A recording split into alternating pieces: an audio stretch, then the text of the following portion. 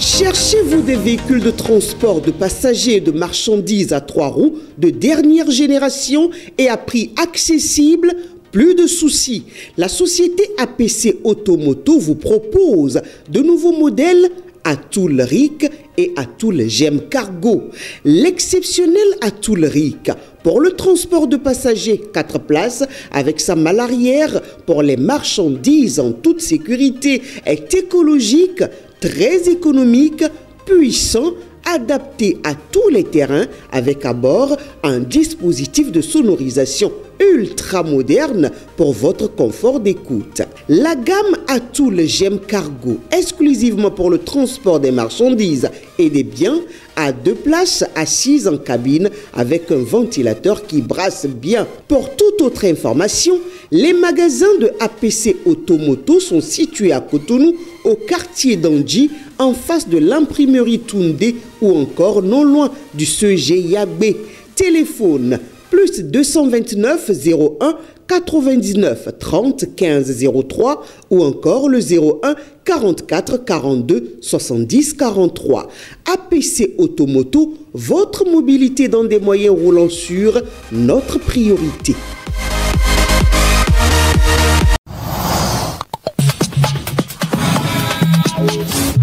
Fidèles amis internautes de Guérit TV Monde, bien le bonsoir à vous. Nous vous retrouvons ce jour pour un nouveau numéro de votre émission au téléphone. Nous recevons donc pour vous Dr Prince Gbeinou. Il est psycho-anthropologue. Avec lui, nous parlerons de l'enseignant et surtout de l'enseignant en situation de classe. Dr Prince Gbeinou, bonsoir. Bonsoir madame la journaliste. Comment vous portez-vous? On peut remercier déjà le ciel d'être là. C'est très important. Pour la nouvelle année, on vous présente nos meilleurs vœux et on présente nos meilleurs vœux à tous les internautes. Merci, vœux réciproques à vous également. Merci. Alors, Dr Prince Gbeinou, c'est qui l'enseignant et quelle est sa responsabilité selon vous? Alors, je vous remercie déjà pour la préoccupation. L'enseignant, c'est celui-là qui est à l'interface entre la famille et l'école. Et quand je parle de l'interface entre la famille et l'école, c'est celui-là qui est justement chargé d'éduquer et d'enseigner les apprenants. Donc, il est à la fois celui-là qui éduque, mais il est également là celui-là qui forme et qui administre un certain nombre de connaissances à ses apprenants. Et donc, il est un élément capital dans la construction de la société. C'est celui-là donc qui façonne la vie des élèves, qui les inspire, qui les motive, qui les guide, qui les accompagne dans les choix et les parcours de vie. Et donc, il est quelqu'un qu'on pourrait assimiler à l'indicateur ou à cet individu qui est censé donner le bon exemple à ses apprenants afin qu'ils s'inspirent des pas qu'ils posent au quotidien. Donc, c'est un humain comme vous et nous, mais qui travaille à être un modèle pour ceux dont il a en charge de conduire leur avenir, leur devenir et de les accompagner, peu importe le statut, la situation et les horizons de provenance de ces enfants. Il est censé vraiment les accompagner, peu importe ce qu'ils ont comme difficulté. Alors, au regard de toutes ces caractéristiques, quel état des lieux est-ce qu'on fait aujourd'hui? Est-ce qu'on peut dire que l'enseignant reflète vraiment ce que vous venez de dire? Des modèles d'enseignants qu'on pourrait encore retrouver. Si aujourd'hui des gens choisissent la voie de l'enseignement, c'est parce qu'ils ont eu à rencontrer des modèles qui les inspirent. Et donc, si des gens continuent d'avoir comme vocation d'enseigner, c'est parce qu'ils ont été charmés par un certain nombre d'enseignants. Et dans le même temps, nous avons également des enseignants qui ne reflètent pas véritablement cette carrure d'enseignants parce que Le fait, par exemple, de retrouver dans nos écoles, dans nos collèges, dans nos universités, des enseignants qui dévalorisent, qui sont tout le temps en train de ridiculiser leurs apprenants. Le fait de retrouver des enseignants qui n'encouragent pas ou qui ne stimulent pas leurs apprenants à donner le meilleur d'eux-mêmes, c'est le fait de les retrouver pourrait peut-être nous amener à dire oui et à dire non, on n'a pas encore tout à fait à 100% ce modèle voulu, mais n'en déplaise, il y a quand même un certain nombre d'enseignants qui font l'effort d'être humains, parce que au-delà de tout, c'est d'être humain vis-à-vis de ces êtres qu'on a en charge et qu'on est censé accompagner pour qu'ils deviennent ce qu'on désire et ce qu'ils désirent être également.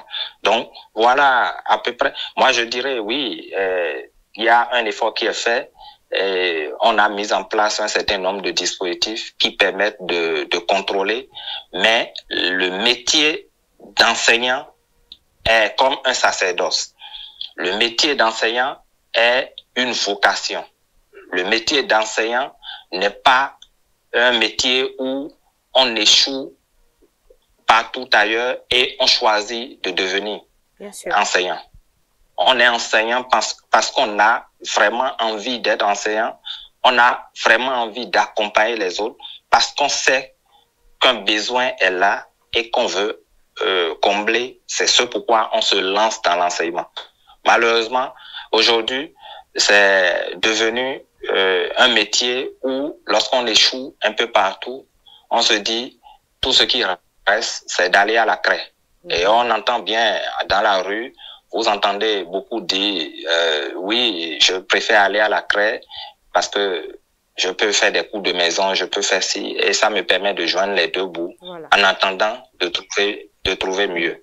Donc c'est ça, c'est ce qui justifie d'ailleurs ce qu'on a aujourd'hui comme mauvais enseignants dans nos écoles et dans nos espaces de scolarisation. Justement, vous avez raison, Dr Gbaïnou, parce que l'on a l'impression réellement que les gens vont vers l'enseignement aujourd'hui juste pour joindre les deux bouts, pour gagner seulement le pain. Parce qu'il n'est pas rare qu'en classe, les enfants se taquinent entre eux. Parfois, même cela va au-delà. Et où il y en a qui sont traumatisés carrément par les autres. Laissez-moi vous dire que cela débouche même sur un drame lorsque ce dernier décide de ne plus se laisser faire après qu'il ait signalé cela sans suite donc auprès de l'enseignant. Absolument. C'est pourquoi j'estime que le rôle de l'enseignant est tellement vaste.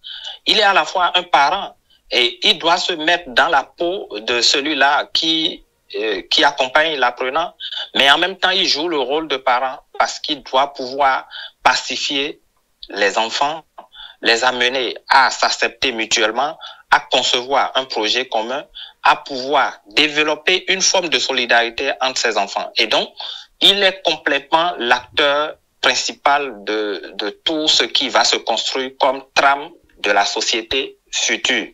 Parce que si nous voulons des sociétés où les individus se respectent, il faut pouvoir mettre en place dans nos écoles, dans nos établissements, un dispositif qui permet à ces apprenants donc de se sentir concernés par la vie en groupe. La vie de groupe se construit et c'est à travers les différentes activités, à travers les sensibilisations, à travers les accompagnements de l'enseignant qu'on arrive à discipliner la troupe, qu'on arrive à discipliner ses enfants et à les amener à pouvoir se tolérer et à pouvoir s'accepter mutuellement. Malheureusement, lorsqu'on n'a pas de l'expérience, lorsqu'on n'est pas préparé, lorsqu'on n'a pas la pédagogie appropriée, on va se retrouver dans ce drame-là où les enfants seront traumatisés, non seulement par leurs collègues et par leurs pairs, mais également par les enseignants. Bien sûr. C'est ça qui est très dangereux, parce que non seulement il n'est pas à l'aise avec ses amis, et l'enseignant également participe à le traumatiser et tout, il se pose la question. Vous allez voir beaucoup d'apprenants fuir les écoles, non pas parce qu'ils ont envie de fuir, mais parce qu'ils sont, à un moment donné, ils en ont marre. Et ils sont la risée de tout le monde. Et ils viennent à l'école, tout le monde se moque de lui, tout le monde se moque de comment il n'a pas répondu aux questions, voilà. Comment il est timide, comment il est si, comment il n'a pas un joli sac, comment il n'a pas des une bonne écriture. qui vont juste, il y a tellement de choses autour, qui vont loin, finalement, et qui disent carrément à leurs apprenants, tu es taré, toi, tes parents n'ont qu'à te sortir de l'école, qu'est-ce que tu fais encore sur les bancs? Ce sont des propos qui honnêtement agissent négativement sur l'apprenant. Tout à fait, tout à fait. Et ça, vous avez même trouvé, c'est ça le grand drame auquel on est confronté aujourd'hui. Des enseignants qui se permettent de décrypter chez leurs apprenants leur situation de taré et leur incompétence, qui sont nuls et pouvoir qualifier un apprenant de nul. Et moi, j'aime bien une citation de mon enseignant, le professeur Amouzoui, qui dit, mais si l'apprenant a un mauvais niveau, c'est que l'enseignant a un mauvais niveau. Parce que le rôle de l'enseignant, c'est qu'il doit pouvoir adapter sa pédagogie au type d'apprenant qu'il a en face de lui pour pouvoir tirer le meilleur de lui-même. Avant d'en venir à ce qu'il y a concrètement lieu de faire, parlez-nous un peu des impacts de ce comportement des enseignants aujourd'hui face à leurs apprenants, sur la société, sur leur vie future et autres. La conséquence est là. Et le premier élément, c'est la déscolarisation qu'on va observer au niveau de ces apprenants qui ne trouvent pas leur place en salle, et du fait qu'on les a stigmatisés tout le temps, les éloigne davantage parce qu'ils vont se lancer dans des formes de jugement, ils vont se juger, s'auto-juger, et au point où ils n'ont plus confiance en eux-mêmes. C'est des individus que vous rencontrez en société, puisque vous l'avez tout le temps qualifié de taré, il se met à l'esprit qu'il est taré et donc qu'il n'est utile à rien dans la société. Et donc, l'enseignant lui a dit ça. L'enseignant qui était peut-être son modèle lui a dit que lui ne peut pas réussir. Et donc, pour ça, s'il n'a pas un mental assez fort, s'il n'a pas une famille assez forte et solidaire pour l'amener à se reconsidérer, cet enfant va faire un repli social et il pourra devenir peut-être un handicap pour la société demain, où c'est celui-là qui voit tout le mal partout, qui juge tout le monde sur la base du fait que lui il est taré et que les autres sont les plus intelligents, et donc qui doit rivaliser avec eux, qui doit leur voler leurs biens. Et il y a tellement de conséquences qu'on ne pourra pas faire l'inventaire ici, mais de toute évidence, le fait de rejeter ces enfants, le fait de ne pas pouvoir bien faire son travail d'enseignant est la source de toutes les gangrènes qu'on a en société. Donc, c'est ce que je pourrais déjà dire pour ne pas aller dans 1000 détails. Et je sais que les internautes comprennent certainement beaucoup d'aspects sur cette question parce que ils sont des parents, ils sont des éducateurs. D'une façon ou d'une autre, nous faisons tous cet exercice-là. Au regard de tout ceci, qu'est-ce qu'il y a lieu de faire concrètement? Alors, pour moi, ayant peut-être un peu d'expérience sur la question de l'enseignement, je pourrais déjà dire que le premier élément, c'est que nous, en tant qu'enseignants, on doit aller se faire former à la pédagogie. Bien sûr. Et de plus en plus, savoir que nous avons un certain nombre de responsabilités dans l'avenir des enfants qu'on nous confie. Et donc, nous avons non seulement la garde de ces enfants, mais nous avons également ce besoin de leur transmettre un certain nombre de compétences. Bien sûr. Donc, de façon pratique, moi, ce que je pourrais recommander, c'est d'abord de connaître tout au moins les noms de nos apprenants, utiliser leurs noms pour les désigner, organiser sa classe de façon à ce que les enfants se sentent en famille. Et donc, ne pas avoir un seul modèle d'organisation de la classe. Parfois, il faut les mettre en groupe, parfois, il faut les mettre en individuel.